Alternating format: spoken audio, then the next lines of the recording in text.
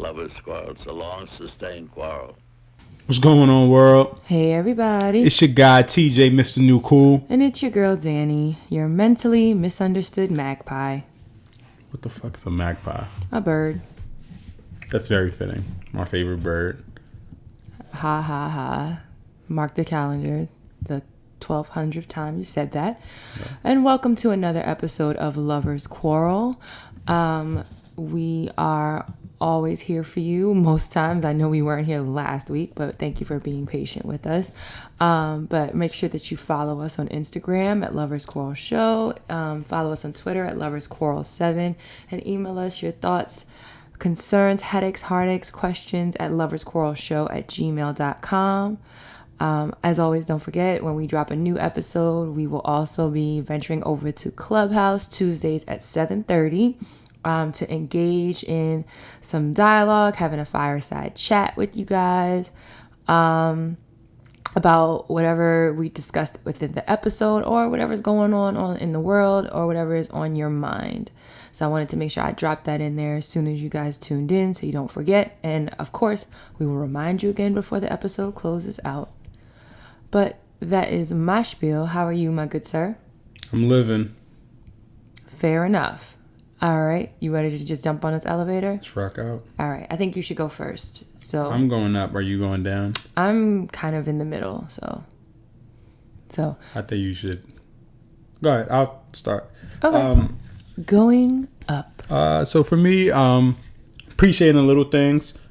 On Friday, my Neo he's doing a project for Valentine's Day. So he got couples that he knew, and they had to create a playlist. And then after they created their playlist, he took photos for the couples to keep, but also to be a part of the playlist. Mm-hmm. And then he's going to post it on his page, his Apple Music page, and then you get to see what different couples, what songs remind them of each other. Yeah, it's like songs that make you remind you of your partner. Songs that are like y'all songs. It was a really, really dope concept, and it also came accompanied. He had a couple of interview questions that he will incorporate into the the bio or the notes of the Apple playlist. So make sure you check that out. His name's Malachi, and his Instagram for his project is mal.mind. So MAL.MIND. So if you follow that page on Instagram, you'll get to see us as well as other couples and the pictures he was able to capture of the couples that ultimately were for the playlist, but also for the project. So really, really dope. Proud of Malachi, and also honored to be a part of that. Yeah. So now we have some new Lovers Quarrel photos, but just also it was a time that me and Dani could be silly and take pictures together and love on each other and be us. So it was a moment of, even though we're in this pandemic, of a change or a shift, if that makes any sense. It was like something different that we could do than the day-to-day, and the pictures came out phenomenally. TJ was loving himself. He was like something like a model. He was like, yo, I'm so photogenic. Oh my gosh, I look so good. So my glow up is real. It really is. So you looked really nice, babe. I look nice. I look tired, but I look nice. But that's okay, because when am I not? You always look nice. So this is about me right now. It is about you. My apologies. I don't mean to take the light off. Exactly. Stop being light skinned. Anyway, it was a joke. Whatever. You're so funny. My other elevator is Valentine's Day, and not because of my wife, because of my daughter. So I was, bought some stuff for her, left it on the counter, and she found it. In my mind, I gotta remember how smart this little girl is, but I'm like, whatever. She's sleeping. She ain't gonna do it. She ain't gonna find it. Whatever. Come, and then she found it, called my name, and was like, guess what I have? Mm-hmm. And then everything. So I had to take it from her. She was very upset about that. But now, like, every day she's like, it's today's Valentine's Day. Like, can I get my stuff? So I'm excited to be able to just share that and just, be able to see her excitement over the things that I've got her for Valentine's Day. And it's those little small things that's, to have someone so appreciative of candy and stuff, beers and books and stuff like that. So she's gonna love it. She's been asking if it was Valentine's Day since the day you took the stuff back. So she will be very excited when we go get her and you give her her presentation of all her wonderful things. And yes, we are recording this on Valentine's Day, so for what it's worth, happy Valentine's Days to those of you who care. And I'm sorry, let me not jump the gun. Was that the conclusion of your elevator, my good sir? Yes. Okay. So I'm really not up or down this week. I'm just kind of like, nah, like I'm kind of here. I don't have anything to really complain about or that I need to vent over. And I don't really have anything that I'm like over the moon about, or like there's nothing really sticking out to me right now. So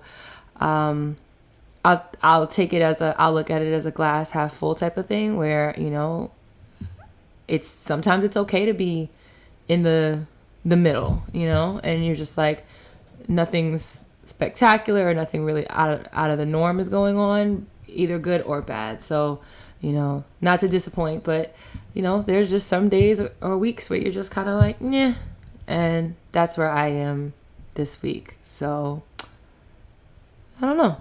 I guess that's it for me. Shall I just move on? Yeah. Okay. Now it is time for our relationship tip of the week. I can go first if that works for you. That works. Okay. So my relationship tip for the week is, unsurprisingly, one that doesn't just apply to romantic partnerships, but to all of the ships. And my tip is, don't shrink for anyone. Don't shrink yourself. Like, some of us, and I'm not necessarily like including myself, but there are some people in this world who have larger than life personalities, or who are strong, or just or maybe polarizing personalities, or maybe just, even if you're not, like, you're just who you are, bottom line. And sometimes we intentionally or unintentionally end up like shrinking who we are to appease others,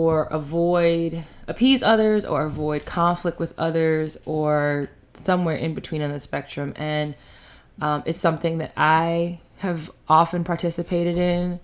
It's definitely sometimes a defense mechanism of mine. Sometimes I'm with the shits, and sometimes I don't want no smoke. And in those moments, those are the times where I, sometimes have shrunk myself in certain, dynamics with people, not just TJ. And it's something I think that we all should work on. Like, there's one thing about being humble.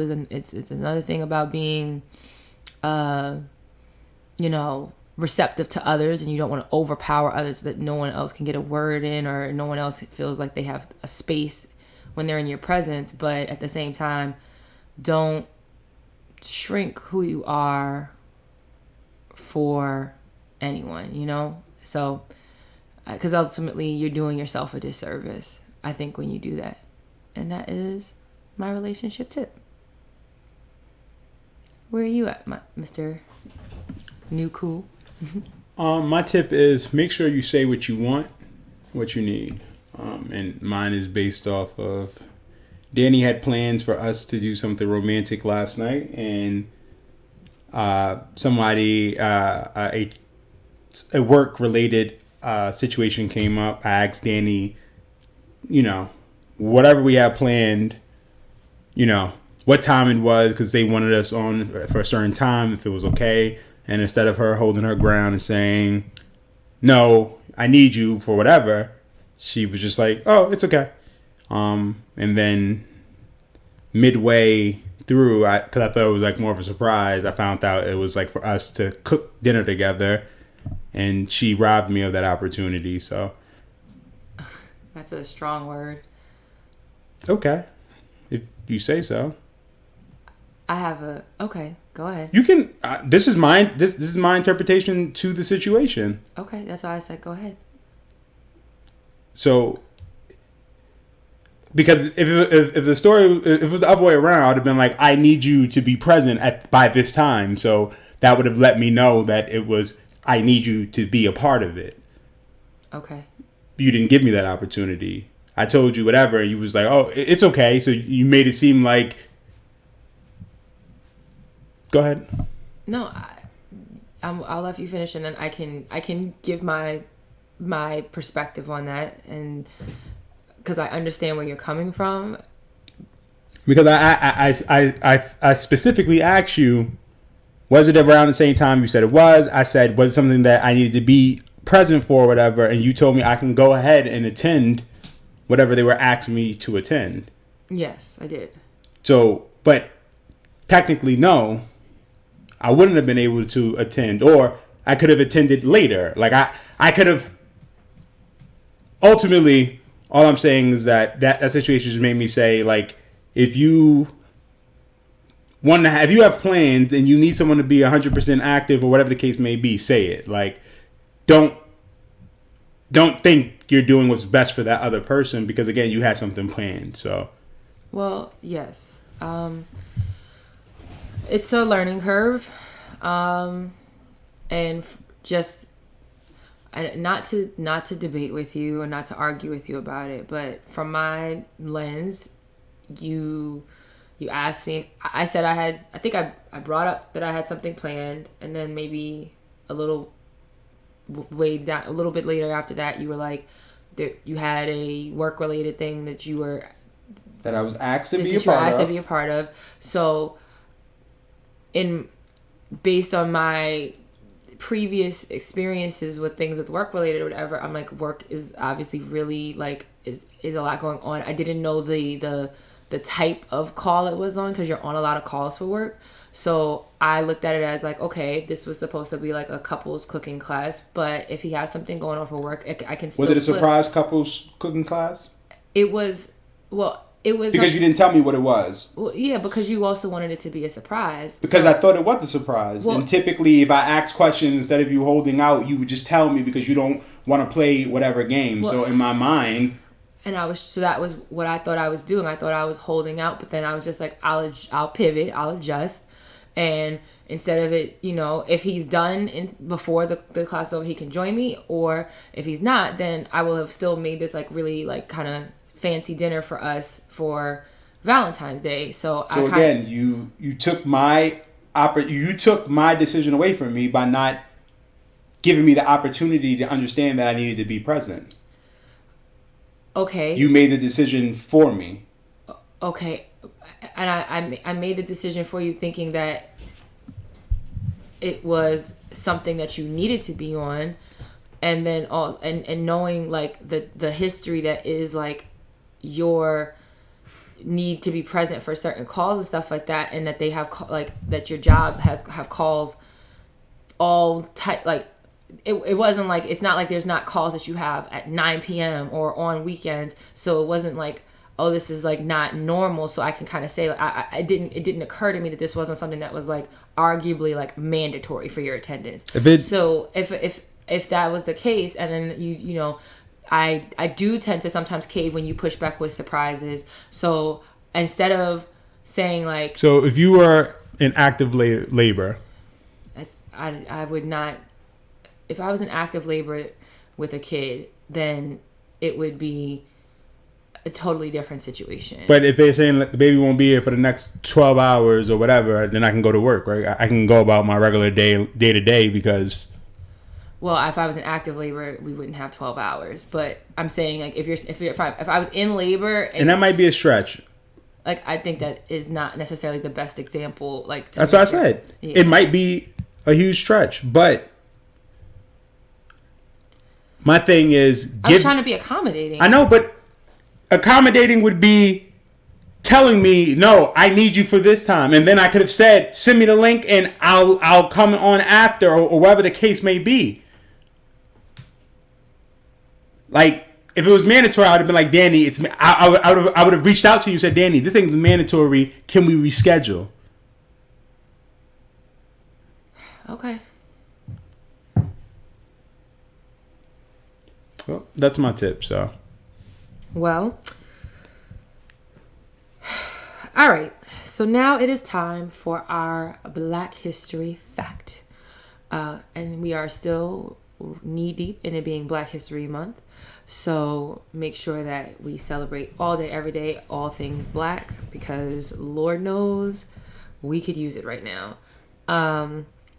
And my fact is that on this day that you're hearing this episode, which is February 15th, renowned American jazz singer Nat King Cole passed away.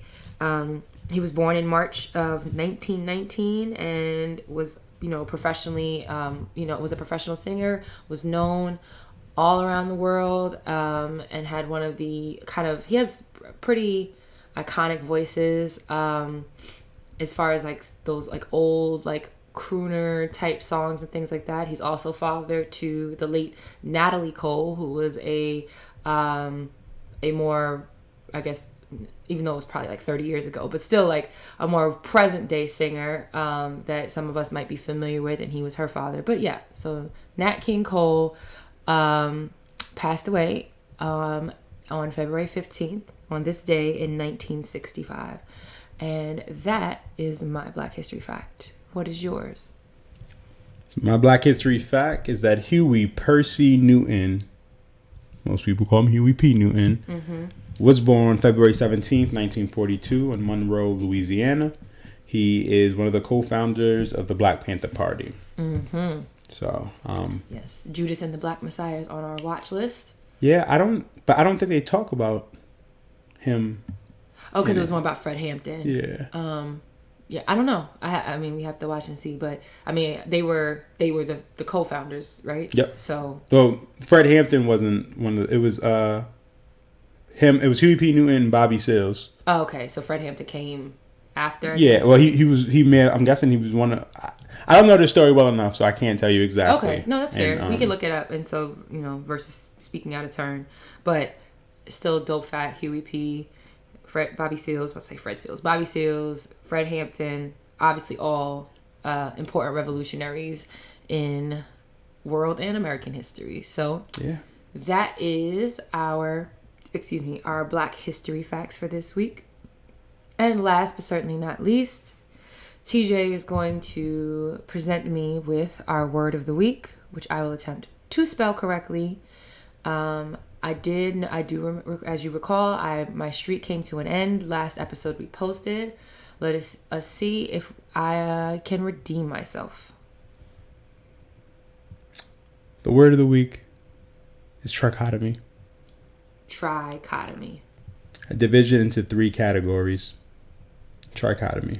Hold on. Let me make sure the pronunciation is correct. Because you're like, you didn't pronounce it correct. Or because pronunciation matters. Trichotomy. Trichotomy. Trichotomy. Trichotomy. Wrong. Anyway. TRICHOTOMY.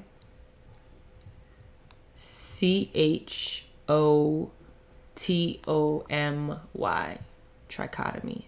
You got it right. Thank you. You stumped me, Dani. Well, that was a good word. I think it helps because I'm familiar with dichotomy, so I figured it was probably the same. So that's called, going back into the crates and stuff like that, and all these words that are just floating around in my head. But now you know what a trichotomy is and also how to spell it. I was talking to you, not to the listeners, but... You're talking to me? Yes. Because I already have the spelling, because I gave you the word, and I verified the spelling, but yeah. Sure. Yeah, and now I've reaffirmed it for you. Oh, okay. Okay. Just so we're clear. I guess. All right. You ready to move on? Sure. Okay. So, you guys, we are going to talk this evening, like I'm assuming when you're listening to this. For today's episode, for our quarrel, debate, whatever you'd like to call it, we are going to talk about the film Malcolm and Marie. Now, at this point, it's been out for at least, I guess it's at least the second week that it's been out on Netflix, right? And the premise is that the titular named characters are arriving back home after a movie premiere of Malcolm's movie that he wrote.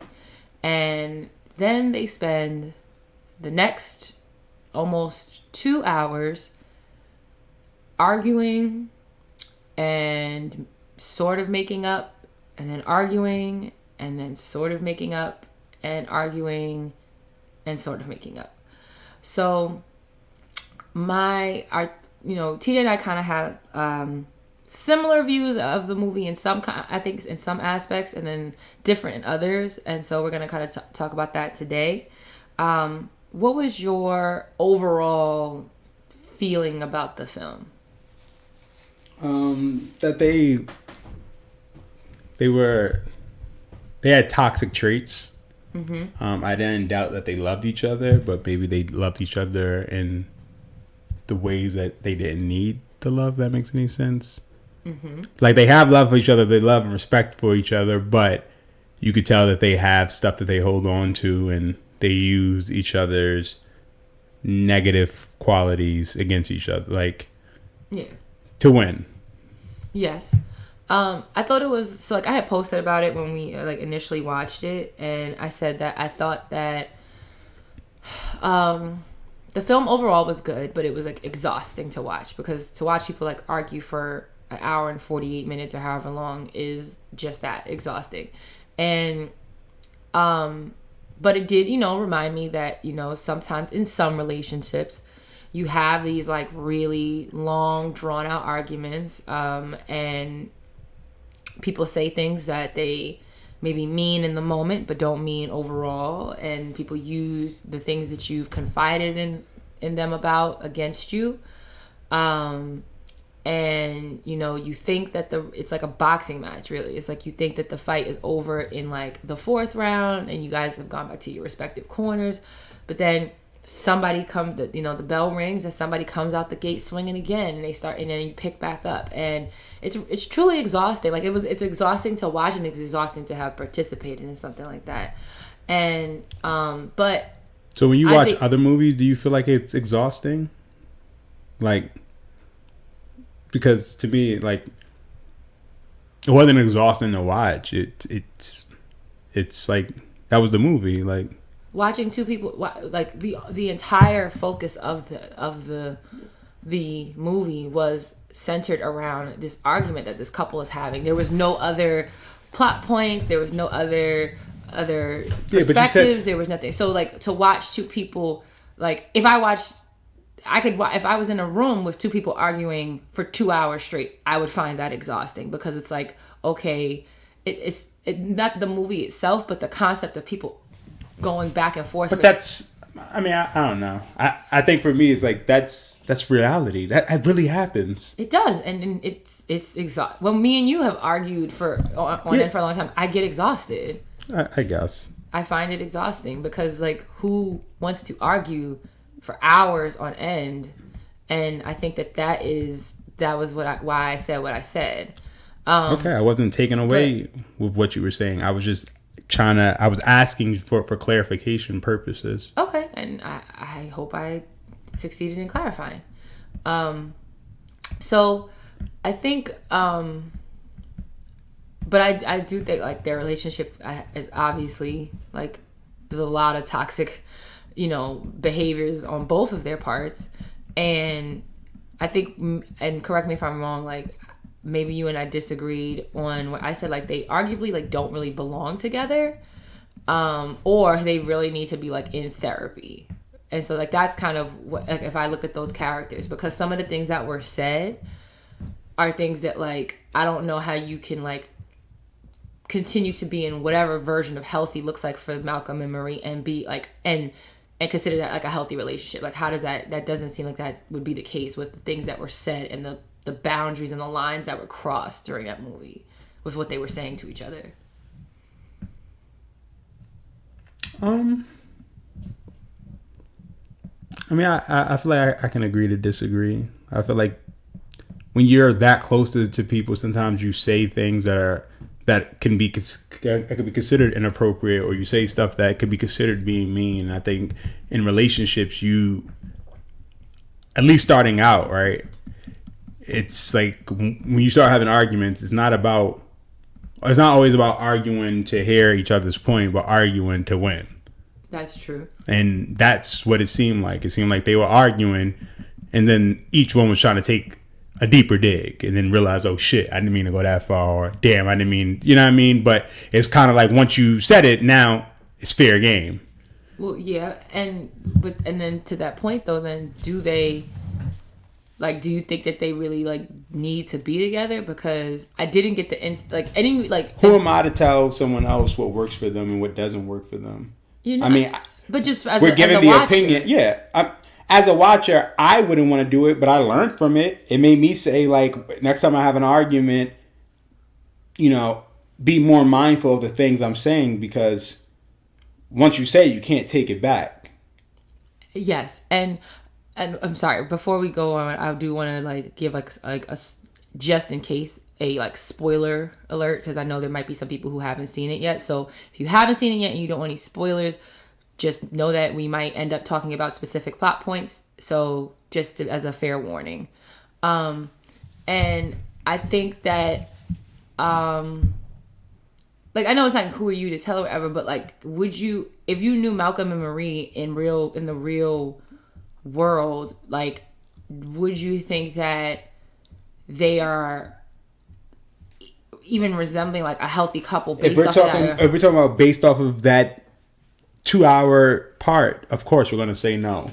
But if everything else in their relationship is amazing, they just have terrible arguments, I don't think that it's throw the whole relationship away. They're both toxic. They need to be locked up and have therapists to correct them.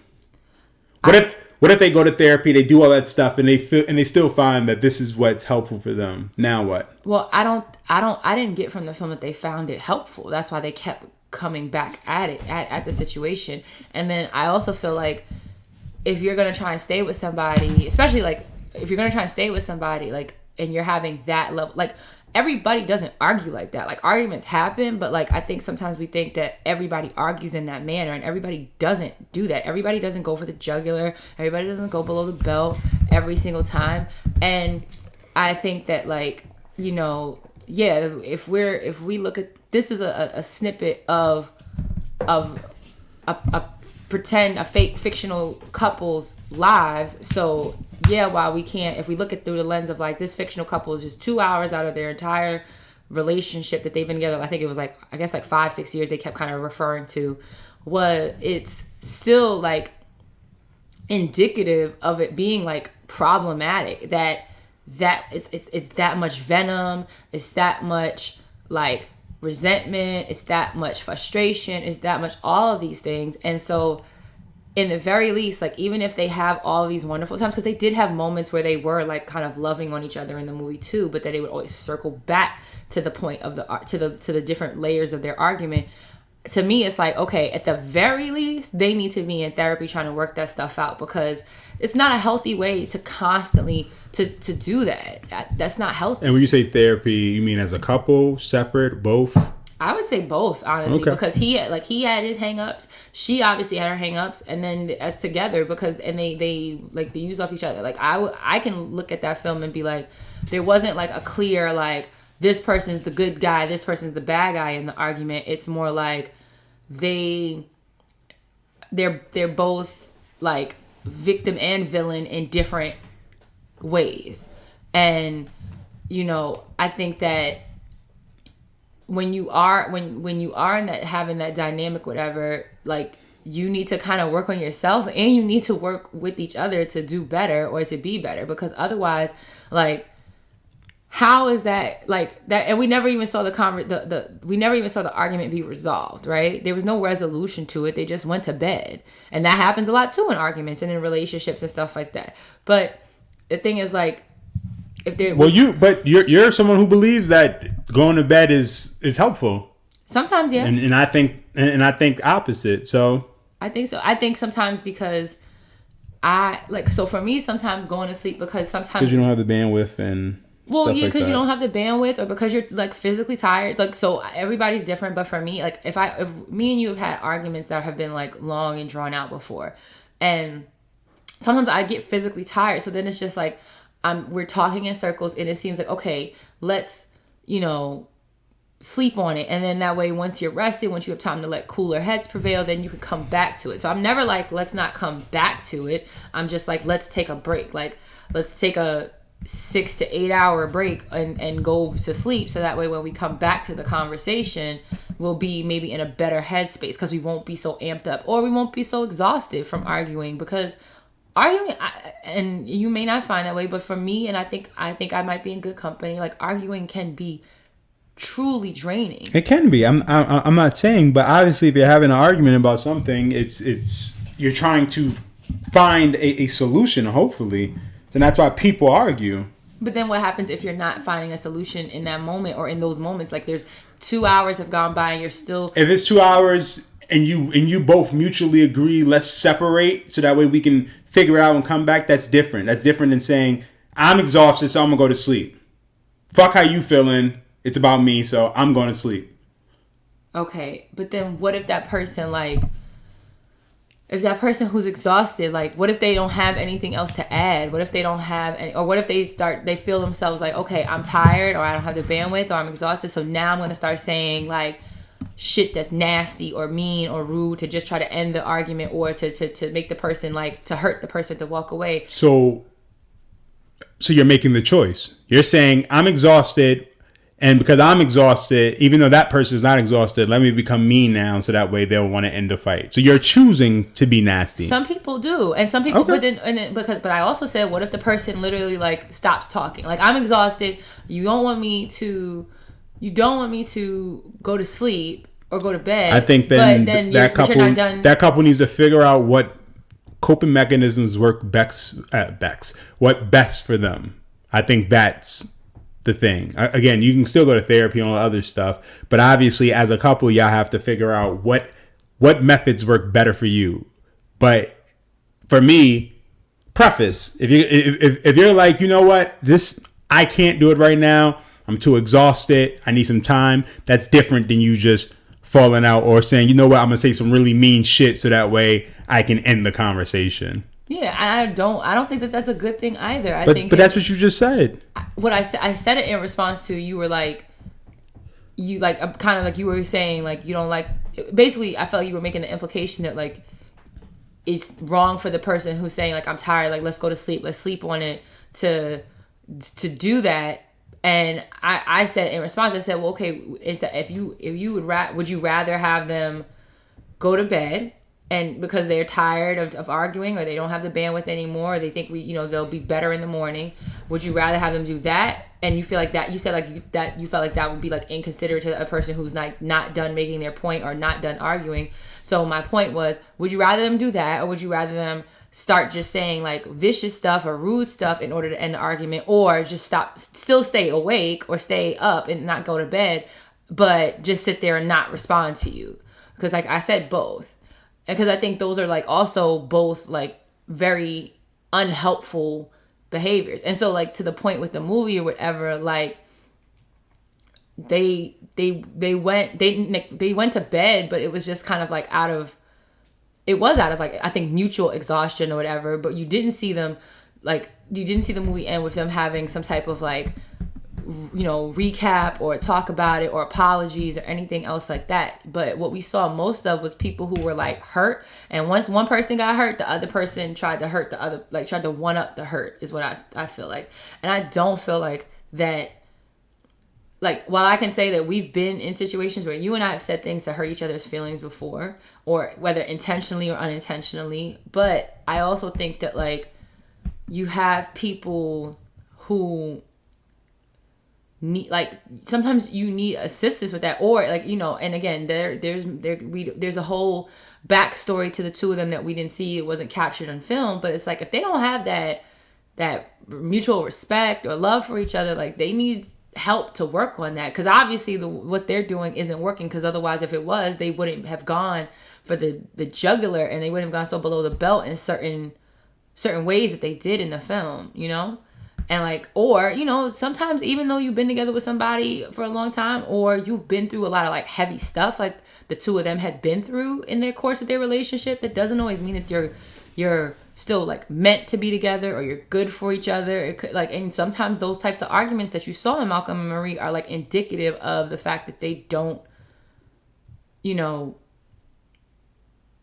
it's not working, or it's, you know. And so I don't know, like, that's kind of my take on it, is therapy, or maybe they need to go their separate ways. Because, like, how do you come back from some of the things that, like, were said to each other in that thing? Like, what do you think? I think if you truly love somebody, sometimes I don't know, to be honest with you. Because depending on, you know, did we both say nasty things, right? How nasty was it? Is it something that you can't bounce back from, or? So, who do you think was like harsher between the two of them, based on things said? They both said some like mean shit to the core that I think hurt their characters, if that makes sense. Yeah. So, what do you think the meanest thing that he said to her was, and what is the meanest thing she said to him? When he talked about her drug problem. Like, I feel like that's something that's like sensitive for somebody who's in recovery and stuff like that. Mm-hmm. It could be triggering. Mm-hmm. And what about him? I mean, her to him. I'm trying to remember. She said, I can't remember which one of the mean things she said. So I think I agree in that. Like, I think it was like a tie between him bringing up her previous drug abuse, and I think when he was like outlining like all the women he slept with before, like that he was like got his inspiration from, and like talking about who he fucked and everything else like that, I feel like those were two really like big digs. And then why did you feel like that was a dig? I think because it tied into, like, the whole conversation was grounded in like this film, and that she felt like she should have been a part of it. She felt like she should have been the lead because it was based off of her. And she was adamant that the film was inspired by her life, and he was like, not only was it not inspired by just you, but it's inspired by this chick I fucked and that chick that I fucked. And he got into a lot of like graphic detail about like not just like this chick I messed with, but like kind of like what they did or where they were or what happened and stuff like that. So I feel like when you're talking to your partner and you're like outlining or giving like a highlight reel of like previous people you fucked to hurt them, that's also really like below the belt. I feel like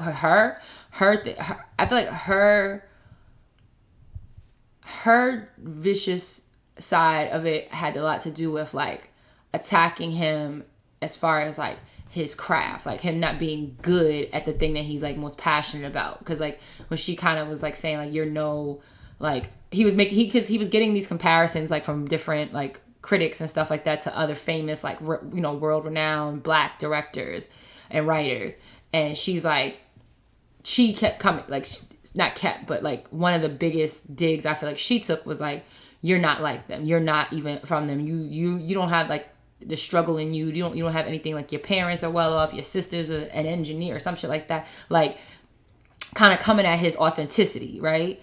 I think that was the thing. Like she was and like I think because of the line of work that he's in the arts, he's a creative as a writer, director, coming at somebody's like authenticity is like coming at their character, right? And so I think that was the bigger dig for him from her, and that's the thing. I think it goes to show too that like sometimes what the tipping point is, or what the like trigger button is gonna look different depending on who you're talking to. Because you can make the argument that like if I'm bringing up your drug abuse, your past drug abuse, even now that you're clean, and I'm like talking about who I fucked before you or whatever, those could be like on paper could be like those are way harsher digs, but I felt like he was using that to just say like I've been inspired by other women. You like it's not just about you. It was what he was trying to say, but he did it in a manner that was very like graphic and below the belt. Okay. So, but what I was trying to say is just like that those two things could be really big digs for her, but then on the flip side, even though it may not seem on paper as like the more serious accusation or critique, but her coming at him and his talent is like the harshest thing you could say to him, right? Because he's so consumed with like what people think about his work, and I think that that's where like sometimes we know what people's triggers are, we know what people's buttons are, and we push them when we're in those situations. And really, like, is anything good gonna come from an argument like that where all you're doing is pushing? You just keep pushing and poking and pushing buttons until what? Like, do you want to make somebody cry? Do you want to make them concede? Do you want to make them leave? Like, and I think that's the thing too, like with that movie, like it was one of those arguments where there was no real, I feel like there was no real out. Like there were moments where it seemed, and you knew it was too soon because it was too early in the film, but there were moments where it seemed like, okay, there was like a little bit of acknowledgement, of ownership, some concessions to like certain things that were said, but it really wasn't over because they came back around. They found something else to, like, they would bring shit back up. They weren't able to get past it. And when you're not able to get, and that's the thing, like arguments like this happen in relationships, but getting past it in like as healthy as a manner as possible, if that's not there, then it's in my, it's my opinion that if this is like a trend, you need outside help. Or it might be a sign that your time with that person is done. I think outside help can work, but I think it starts with the individuals first. And they have to be in the right headspace. Like, you can't say like, I know right now we're on a big push for therapy, but yeah. But you can't just always say therapy because people have to be in the right mind to receive therapy. I agree. Because you can go to therapy, but if you're not going to be in there to receive it 100%, then you're wasting everybody's time. I also agree with that. But then my question then becomes, what do you do in the interim? Do you just kind of like sit there I don't know. suffer? No. Well, as adults, if you're not happy, you leave. No matter how hard it is, but you leave. But I'm just saying, you're saying they need to just do therapy. Or break up. And I don't always think it's that simple. I mean, it's never always that simple, but I find it hard to believe that even though this is a fictional movie and we only watched 2 hours of lives of fictional characters, that is like the only time that they've had those types of kind of nights. I think that was just the one captured. But if we if we really try to like kind of push the boundaries of this like fictional world that these two characters are in, like that ain't nothing new. That's probably tonight's argument. Definitely, 100%. And who wants to do that all the time? I mean, I'm pretty sure there's couples who do it all the time. There are. And they are okay with it. Doesn't mean it's right. Yeah. I mean, I would say, the positives you could take is, well, they don't have kids, so at least it's not something that they're doing in front of their children. So for their children to grow up and think this is normal. Mm-hmm. Yeah. Yeah. I just find it, and I could be projecting or whatever, but even because I just find like that level of arguing, nobody ever really comes out winning, and everybody's just left like it's just tiring. Like that was a tiring ass argument to watch. Like I don't think I'm alone in that. That's what I just said. I've heard that. I just thought it was a good movie. Like overall, I mean, if you were tired from it, then and you said what's the name is arguments are tiring. I think the movie did its job. I agree. I thought it was a good movie. I thought it was great acting, and I agree. And I was able to reflect from it, especially being a 32-year-old husband who argues and grew up with arguments, seeing his parents argue, and like, to me that was normal. But seeing, at least not, I mean, now my parents didn't get that bad. Me and you've never gotten that bad, but seeing somebody else do it, it was definitely like cringeworthy. Mm-hmm. It definitely made me look at myself and say, the next time I have an argument with Dani, I'm gonna make sure that I don't go anywhere near a line that may seem like offensive. Well, yeah, and I think it gave me a reflection. So that's why I appreciated it more, because it was like, oh shit, like, you don't want to be like that. Yeah, of course not. Yeah. I don't want to say something that I'm saying out of anger, or I'm saying because I feel like, fuck it, you need to hear it, and it fucks up whatever for us. Like, you know, sometimes when we argue, we're arguing to argue, and sometimes we're arguing to win, but we don't realize how the things we say or do can affect the future of our relationship. Some things you may say, you may never be able to come back from. Yeah, I think he said some shit that, at least if I was in her shoes, you wouldn't be able to come back from. Like, you bring up my drug abuse, we're not coming back from that, because you met me as a drug abuser, you dated me and loved me as a drug abuser, and even though you helped me get clean, but that may be why he felt like I can bring it up, because I was there. I had to deal with it too. But that was a choice. Okay. So you're right. I made that choice. So to be there, but that doesn't mean that I can't bring it back up ever. Or I think you can't. I don't think you can bring. I don't think it's right to bring it back up. I'm not saying you can't. I don't think it's right to bring it back up, because, especially when you're using it as a means of like an attack or venomous. I think that you should not. The tackle thing would be, but if it's something that's the truth that we both lived. Yeah, well, you were a party to it, or you watched it, but you didn't live it. You didn't go through it. You weren't shooting up or snorting. If I was there with you through your recovery, if I was there through you snorting up or shooting up, and I had to deal with it, I was there. I lived it with you.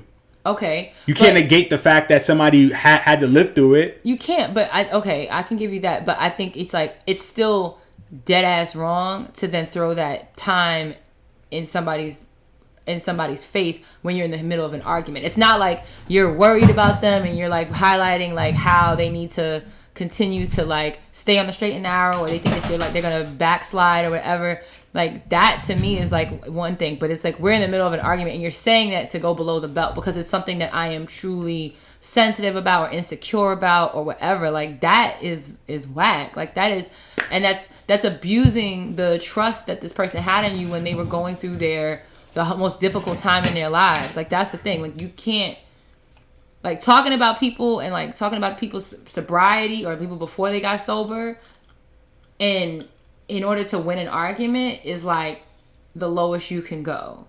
Because that's the type of shit that people will like go back and start using again over if you throw it back in their face. Because they're like, well, fuck it. If you're going to keep bringing up my past, if you're going to be bringing up the shit I used to do. So if somebody brings up your past, it's okay for you to give up. That's what you're saying. I'm not saying it's okay, but I'm saying it happens. People do. Like, it happens to the best of us, where if you've come so far or you've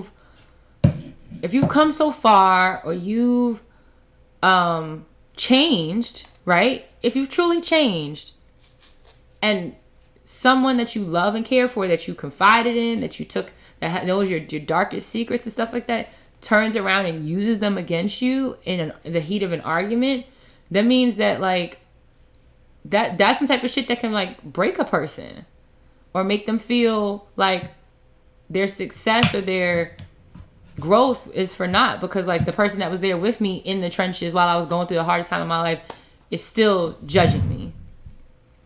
I mean, I could see that, but I also think that that's why it's important for individuals to have their own self-worth and their own self-confidence, because they should, but it's I'm not just always, saying it's not. But typically, people who are abusing drugs lack that anyway, so that's like they're already very fragile.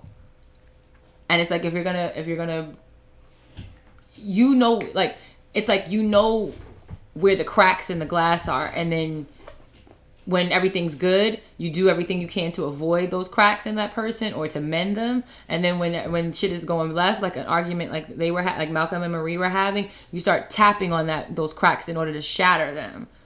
And I think that is like, that's truly whack. Like, you can't go both. You can't do it both ways. Like, if you make and so even though you're going through it with them, you made a choice to be with them. So if you're going to choose to be with somebody who's an abuser of drugs or who has some type of health condition or whatever, and when everything's good, you're on the team, you're supported, whatever else, but then when things are bad or you're feeling attacked, you go to like the lowest of lows that person has experienced or put themselves through. That's really hard to like just even go to sleep on and wake up the next day and like let go of, I think, anyway. Like, who does? How do you bounce back from that? Because they could say, I'm never going to say it again, but then you said it one time. How do I know that? How do I know that that's true? Like, think about your darkest moment or your darkest secret, and imagine if I brought it up in the middle of an argument that was like not, especially not centrally related to that deep dark secret. You know what I mean? Would you really be able to like come back to me the next day and be good? I'm saying, yeah, to me? Yeah. Would I be good if you told my secrets? If I used your biggest flaw or insecurity or whatever against you, or your biggest trauma when you were younger against you, and try to throw it in your face in the heat of an argument, would you be able to, like, do you think that you would be able to like shake that off and we could proceed? I feel like you have, though. In the past, nothing recently, but I feel like you have. I don't know. Like I said, maybe because I grew up with arguments, I'm like, sometimes shit is said in the heat of the moment, and as long as the person apologizes and tries not to do it again, then you move forward. You know what I mean? Like, just my interpretation. I can't speak for anybody else but mine. Okay. So, I guess in conclusion, Malcolm and Marie. If you knew Malcolm and Marie in real life, he was Malcolm's homeboy back from college, and he told you about this argument, or you were in the house during this argument, a fly on the wall, whatever, what would be your recommendation? I mean, I would tell to the two of them. That's hard. I mean, because he was my guy, I would speak to my guy. I wouldn't be like.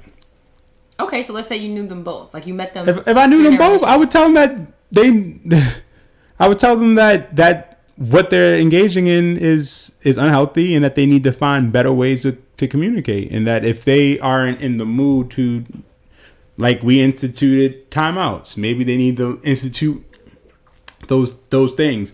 I would say that when they are at their best, that's when they should kind of talk about the problem areas and finding ways of communication to be able to work through those issues. Like I said, nobody's perfect, and everybody's going to have an opinion. Everybody's going to say what they did right and wrong and stuff like that. But I'm a big believer that, what works for other people may not work for me. What works for me and you may not work for somebody else. Somebody else would probably not like TJ at all. I wouldn't be somebody else's cup of tea. The way I do things, who I am. You have accepted me for the most part of who I am. Somebody else may not. Mm-hmm. So because I know that, I understand that different relationships have different things. Now, are there like cardinal things that I don't think it should ever happen? Putting hands on people? Of course not. Stuff like that. Arguments is going to happen. I think you should always try your hardest not to say things that are hurtful, but know your partner as well. Because again, if you say something that's hurtful for me, then now I may say something hurtful back. Or you may say one thing that hurts me, and now I say something that that it's hurtful, but it may be like killing you type hurtful, like, you know. And I think that happens too. You might say, you know, you may talk about something that bothers me, but now I'm gonna find the worst thing that bothers you, or you know what I mean? Like, we're trying to one up each other, and instead of us trying to figure out what the issue is, we're trying to one up and hurt each other more. You hurt me, so let me hurt you, and now you may say something that you can't take back. So, like I said, I think that's the biggest things. I mean, in dating, you have to figure out what's best for you and your partner and make it work for you and your partner. And I think that's the biggest thing. But if I was to speak to them, I would tell them they would have to find a better way. I do think therapy can work, but I think therapy only works if the people want to do it and are willing to do it. Well, I agree with that. I would definitely recommend therapy if they were still trying to stay together after a fight like that. And I feel like you would have, like, to me, like, it just came across like there's a lot of shit the two of them need to work on as individuals, and that they would need to work on together if they intended to stay together. But if I were friends with them, or if I knew them personally, if they were real characters that I knew personally and could speak to, it would be really like a thing of how do you technically like come back from an argument like that? How do you move on from something like that? Because it was just like a little bit of everything. It was bringing up people's past. It was trauma. It was resentment. It was like jealousy. It was selfishness. It was, it was a lot of different like negative attributes coming out left and right from both of them, but in some ways. But it's our insecurities. It was egos driven. It was realistic, and that's what I liked about it. I think seeing that, I'm like, this is real life. Like, everybody try to make life out to be like this super sweet things, and like arguments don't happen. People don't say mean things.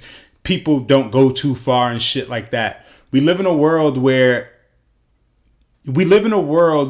if you have any negative traits and it comes out, they cancel you. They close you out. We're not allowed to be human beings. And in the movie, we just got to see two people on what somebody would say is the biggest night of their life. And he had to deal with this thing because he didn't thank her explicitly.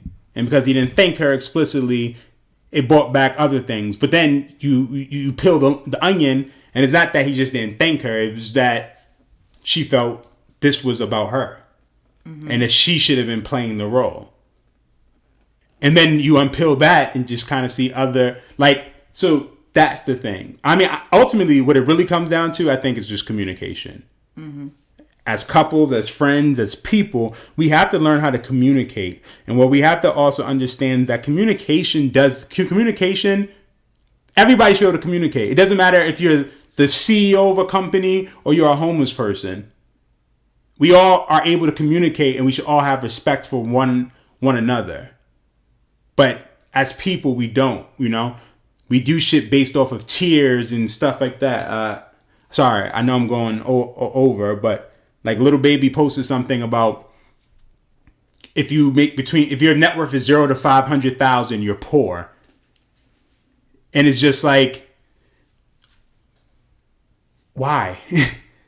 We put all these different pressures and rules and stuff like that because now people are going to think this.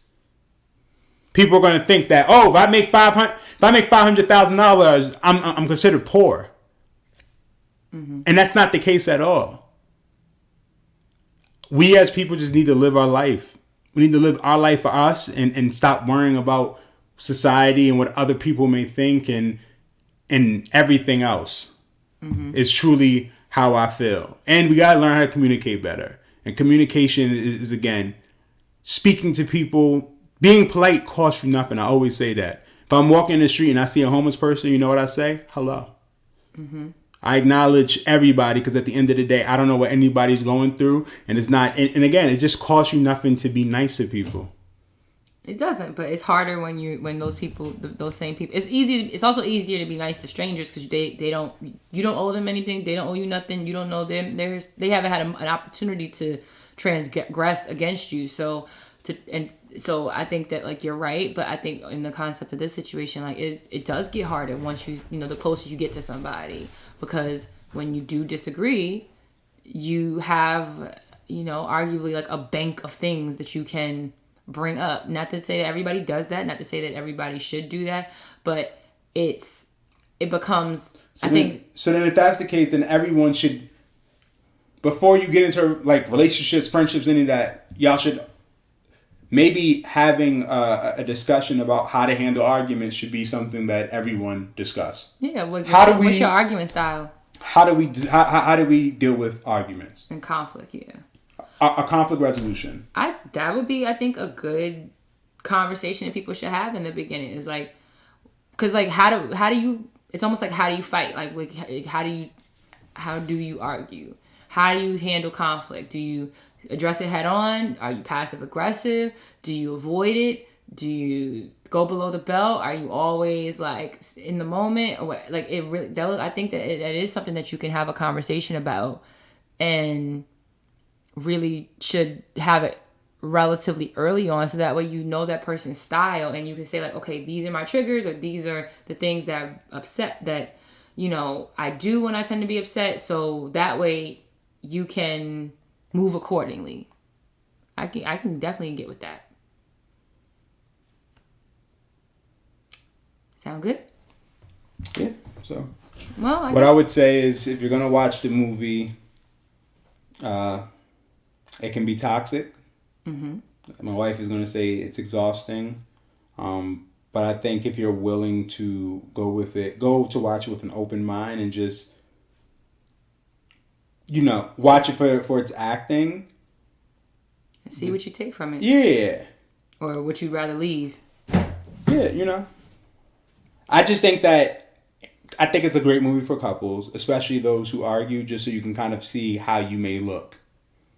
I think that it can hold up a mirror to a lot of people in some manners. That's how it was for me. I looked at it as like, oh shit, I may say something wild, then this is how it might come across. And now when Dani responds back, or maybe Dani says something wild, and then I went with something super wild, now I see how it's like it becomes a tit for tat. So true that. Well, with that being said, I think we have come to the close of another episode of Lovers Quarrel. Like I said at the top of the show, make sure that you follow us on Instagram at Lovers Quarrel Show. Email us your headaches, heartaches, questions, comments, concerns at loversquarrelshow@gmail.com. And follow us on Twitter at loversquarrel7. We will be talking all things Malcolm and Marie, or arguments or argument styles, and anything else that you can think of on Tuesday, the 16th at 7:30 p.m. on Clubhouse. Make sure you join over there. I've heard that Clubhouse doesn't require invitations anymore. I think it's out of its beta phase. So if you haven't signed up for Clubhouse, please do so. And look up me and TJ. If you put in Lovers Quarrel Show, you should be able to find both of us. And we'll be there to talk through and talk our shit in our fireside chat. But thank you for joining us for another episode. As always, I am your girl, Dani. I'm your guy, TJ. And you know that we fuss. We fight. But we love. Bye. Say bye-bye. Bye-bye.